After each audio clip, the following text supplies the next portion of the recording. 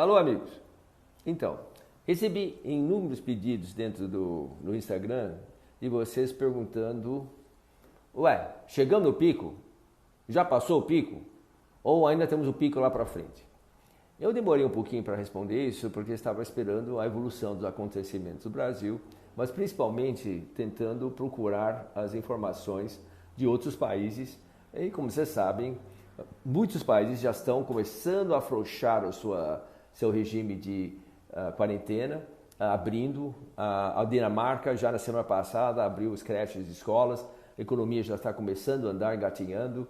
A Áustria também, a Tchecoslováquia abriu também a semana retrasada. A Alemanha já abriu também, quer dizer, alguns que não estavam fechados já estavam funcionando e assim por diante. A Itália, a Espanha já estão com planos de iniciar. A Espanha, inclusive, vocês devem ter visto nos jornais, as crianças estão brincando na rua, podem brincar 1 hora na rua, etc., sempre acompanhado, mas de qualquer forma é um afrouxamento. Então vocês veem que na maioria dos países, de uma maneira ou outra, já estão afrouxando e que tiveram, como você sabe muito bem, uma experiência muitíssimo pior em termos de número de mortes e de número de doentes que o Brasil. Algumas até dezenas de vezes pior que o Brasil. Aliás, o próprio Estados Unidos já está com planos de abrir a partir dessa semana. Vários estados já abriram, a Geórgia, que é muito importante, que é o aeroporto de Atlanta, que está em Geórgia, é o aeroporto mais movimentado do mundo, tá certo? Mas Flórida, Texas e Arkansas também já estão abrindo. Califórnia já abriu em grande parte a sua economia. Então, o mundo está evoluindo e será que nós realmente já resolvemos o problema? Vamos ver, ok? Então, nós temos aqui o nosso mapa estatístico atualizadérrimo, que foi feito exatamente essa noite com os dados apresentados até a meia-noite de ontem do Brasil. Então, vocês veem aqui uma coisa interessante. Onde foi o nosso pico? Se nós não tivermos feito absolutamente nada, o pico provavelmente, quer dizer, certamente estaria aqui em torno de 6 a 9 de abril, talvez um pouquinho mais para frente, justamente na época da Semana Santa, tá aqui. Mas como houve esse quarentena, então aí foi empurrado para frente. Se vocês veem os meus posts anteriores, eu sempre falei isso, nós vamos empurrar para frente. E aí então teve provavelmente um outro pico aqui na semana depois da Semana Santa. E aí começou a estabilizar, 3,348, quer dizer, não muito diferente do 3,375. Opa, aqui no dia 25 nós tivemos um pico extraordinário, 6201. O que será que aconteceu? Mas extraordinário, porque quase dobrou em relação aos outros. Então a pergunta, é certo?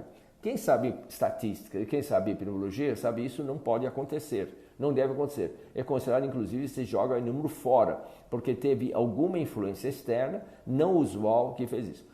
Eu acredito que provavelmente, logo depois do fim de semana prolongado, que nós tivemos dia 21, certo? Começaram a entrar todos os dados e também naquela semana começaram a vir resultados de testes que não eram feitos anteriormente. Mas de qualquer forma houve um aumento extraordinário, mas você vê, logo depois, no mesmo dia seguinte, que era ontem, certo? Caiu justamente até menos do que os dias anteriores. Então nós podemos, claro, esses picos acontecem, como vocês vão ver em outros países também no slide próximo. Agora eu vou apresentar aqui um slide, desculpe que é pequeno, mas vocês vão ter que ampliar, mas eu tinha que, por questão de explanação para vocês, juntar todos esses dados. Esse slide foi feito considerando o dia do fechamento, ou seja, lockdown, que é aquela linha vermelha, vertical que vocês estão vendo em alguns desses slides, e o número de dias que chegou até o pico, certo? Então é a onda. O que aconteceu? Então, você vê, Austrália, 13 dias, alguns países que não tiveram, por exemplo, Coreia do Sul não fez quarentena, Suécia também não fez, a Islândia também não fez. Mas notem o número de dias, certo? Dos países da Europa. Espanha, 26 dias, sistema fechado. A Alemanha fez um lockdown mais ou menos, também 22 dias. A França, 29 dias. O Reino Unido, 29 ainda está sofrendo muito, certo? Irã, 33. A Suécia, que não fez lockdown nenhuma, 29 dias. Estados Unidos fez um lockdown mais ou menos, 26 dias, certo? E aí nós temos a Islândia, que não fez nada, 23 dias. Agora, o Brasil e a Austrália e Israel, 15 dias. São países mais quentes em comparação com todos os outros países. Então isso provavelmente, apesar de lockdown, sem lockdown, porque são temperatura mais quente, nós tivemos um período para chegar ao pico mais novo. Nós já tínhamos falado isso anteriormente. Mas o que vem muito claro aqui, que os países muito próximos, com temperaturas muito próximas, fazendo fechamento, quarentena ou não, o período para atingir o pico é o mesmo, certo? Mas o que é isso para o Brasil? Será que nós estamos diferentes? Mas deixa eu falar mais uma coisa que talvez também possa ajudar um pouquinho. Você sabe o que é imunidade em rebanho? Então, já falei para vocês, mas talvez vocês não entendam muito bem. Então, o primeiro slide aqui, nós temos o vírus que aponta, que está todo o coronavírus, está vendo que cheio redondinho, e as outras são as pessoas que, em colorido, são as pessoas que são suscetíveis. E o branco são as pessoas que têm imunidade natural, quer dizer, eles não pegam nenhuma doença. Então, no início, obviamente, ninguém tem imunidade, é um vírus novo, e então todas as pessoas suscetíveis. Depois de um certo tempo, como esse vai entrando contagiando as pessoas, o que acontece? Então começa a aparecer as pessoas imunes, que são essas figurinhas achuriadas em preto, certo? Então aí tem alguma imunidade.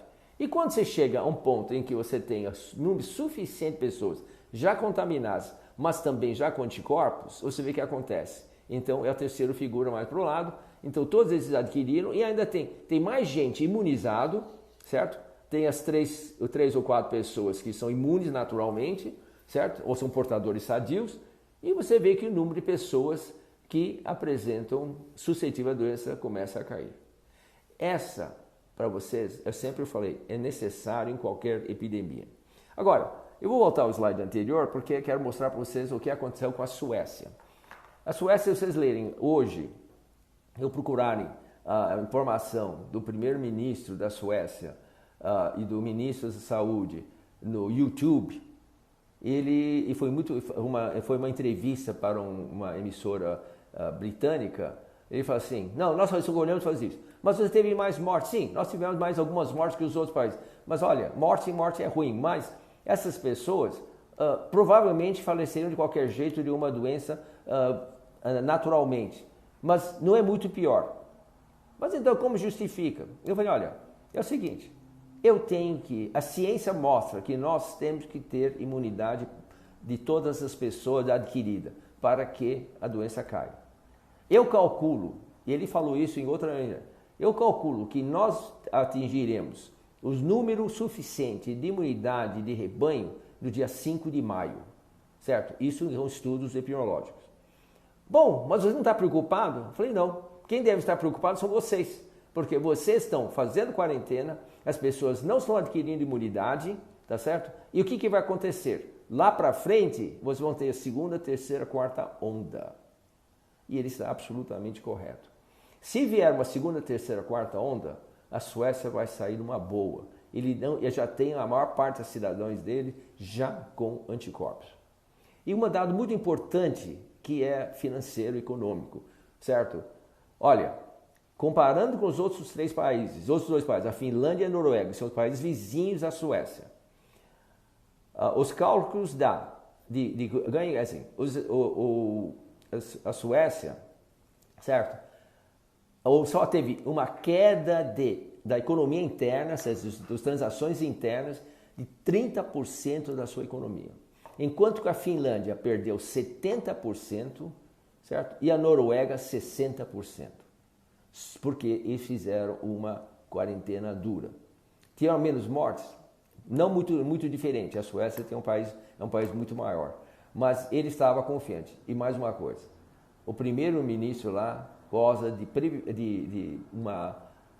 apoio da população. A popularidade dele subiu mais que os outros porque o povo não sofreu. Na Suécia eles estavam almoçando, podiam almoçar, jantar nos restaurantes, não podia ficar no bar, as pessoas não podiam, as aglomerações eram limitadas a 50 pessoas e a informação é a seguinte, a instrução é assim, Se você puder ficar em casa, fique, mas não é obrigado. Se você puder trabalhar em casa, ótimo. Se não puder, paciência, tá certo? Então, essa é a história da Suécia que deu certo e que nós devíamos ter obedecido, assim como a Coreia do Sul. Olha a Coreia do Sul, certo? Não fez quarentena, eu quero 10 dias, trabalhando tranquilamente.